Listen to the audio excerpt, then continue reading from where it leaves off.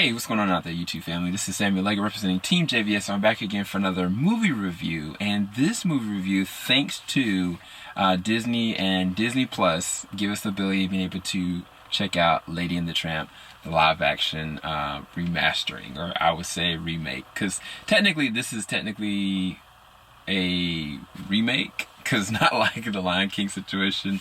There are elements of normal and CGI people in this one. But I think, honestly, this is a really good film. I'm going to try to break it down as best I can, because I don't think I've completely collected all my thoughts with it. Because one of the things about the animated feature that came out, I remember certain moments, you know what I'm saying? Like, you remember the moment of, you know, Lady and, you know, the Tramp, like, with the meatballs and spaghetti and the platform, or you remember their first interactions. You remember certain semblances of things that kind of happened muffled at the end, but I really don't remember a lot from it. And I think that that works to the betterment of this one, because this one filled in some interesting gaps, but I think also changed a lot of things. I think, honestly, towards the better. The other thing about this being that this is a platform movie that is, in my opinion, CG is it's great. It's excellent. A pretty good cast, an amazing voice actor cast, and you know, this being just straight to film, then you can come there and watch it with your family. I watched this legit with my son and with my wife, and we had a ball with it. My son was engaged. He was watching it. And I think it's one of the emerging points of this that I'm saying that because this is something that you can watch at home on a big screen TV, like, that is to the betterment, you know what I'm saying? I think that all the rest of these other shows and all the Marvel and Star Wars things that they're going to be doing with this Disney Plus platform is going to work in this favor, and there's going to be a lot more reviews when we have it coming with all of that.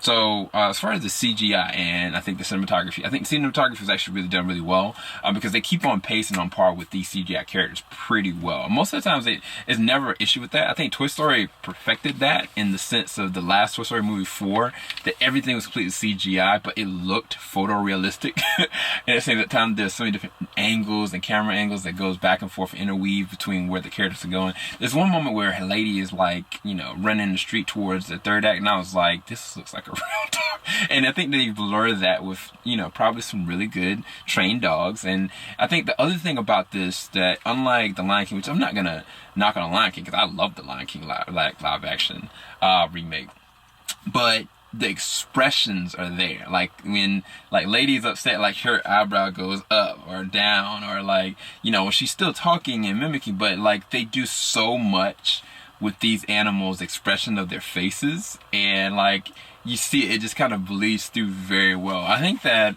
the movie that's kind of started that for me was the Cats and Dogs. That I was like, oh wow, this opens up the realm possibly for anything to be able to happen. I think after that it was like Underdog and all these other movies. And I think the CGI works to the betterment in the long term of, you know, the rewatchability of this. I think this is going to last a while. I mean, it's not perfect CGI. I'm not going to say that. But I think it's well enough for what they're able to do with this. The other side of this, I think, is the voice acting talent. And I'm going to read this off. Tessa Thompson is Lady. You got Justin Theroux as Tramp. You got Sam Elliott, bro, as Trusty.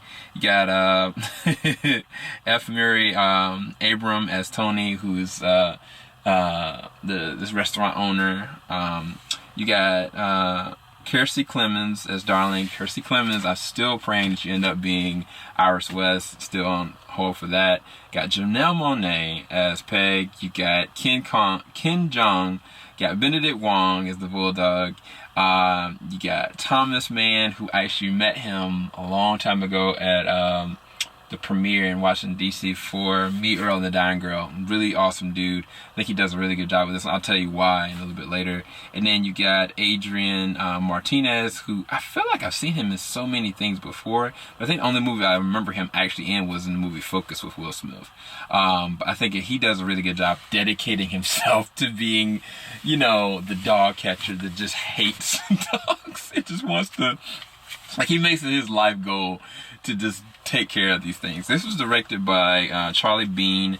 Charlie Bean is actually director of Tron Uprising, which I pray that they take this man and give us a season 3 of Tron Uprising. That's That's all I'm gonna say is that, because Tron Uprising for real, it deserves better. But we'll see what happens with that. I think the next thing he's gonna be working on is gonna be In the Land of the Lost, if I'm not mistaken. But either way, what did I think about the story? I think that one of the biggest things about this one is that they build on the cycled relationship of Lady and Tramp. Tessa Thompson is Lady, like, you see from the very beginning, like, when she's first found, and where her and Kelsey Clemens really knock off, and where Thomas Mann is the husband in the house. Like, they make her, you know, their world. And then things change and progress where they want to increase their family, so to speak. And I know all about that. And when you do that, you know, there's a rift somewhere else. Like, you're either one, they're going to not be able to spend as much time as you can with your work, or spend as much time as you can with your friends, or all together, everything. And of course, you got this dog that literally lives with them, sleeps with them, breathes with them, and thinks that she is, you know, the center of their world. And her life gets turned upside down, on top of some very interesting things that do happen with an aunt, which I'm not going to spoil. But it really does put, you know, her in a situation. And I think that one of the things about it is that Kelsey Clemens and Thomas Mann, I mean, they're not over the top, but I think that they fit that vein of what I would believe of a Disney couple. You know what I'm saying? Like, they're not perfect. You know what I'm saying? It's very evident that, you know, the aunt has the slighted feeling about Thomas Mann as the character, and she's very controlling. But at the same time, Kelsey Clemens loves him for who he is, and they love each other, and they love this dog, and they love their family, and they're a very cute couple. And I think that's one of the things that works to the betterment for families that really want to watch this. It's not like this added on drama just for the heck of it. It's very commonplace. You have this one family member that kind of feels out of place. You have these sort of situations that happen normally within a family. I think the one interesting thing is the danger aspect of certain things that happen in the third act that I find was very compelling. Even though it shouldn't be. You'll find out what I mean by that later. I was like, oh my gosh. Yeah, this is dangerous. But then you go on the other side of that when it comes to Justin Theroux's Tramp, because then you get the other side of that where you have this dog that is like living on the streets and stealing, and you know, you can tell like he wants to be a good dog. You can tell like he has a good heart, but he knows that the streets don't work that way. Like, you being on the streets, you can't just have a good heart. You can't just be a good dog. Like, you gotta watch out for number one. And somewhere in the middle, they converge. And I think that it's this slow enough progression that it's very different in the sense of like, you know, they just kind of meet and then they're eating and now they're in love. Like, no, it works and builds on a real plateaued relationship. And I think that's what I appreciated most about the story arc of this one, as opposed to the cartoon. That, I mean, it was cute, it was beautiful and all that, but there was something very organic about this one that I liked.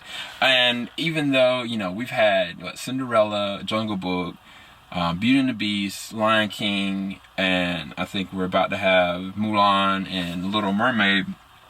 I think, and the Dumbo, I forgot Dumbo, I didn't even look at Dumbo.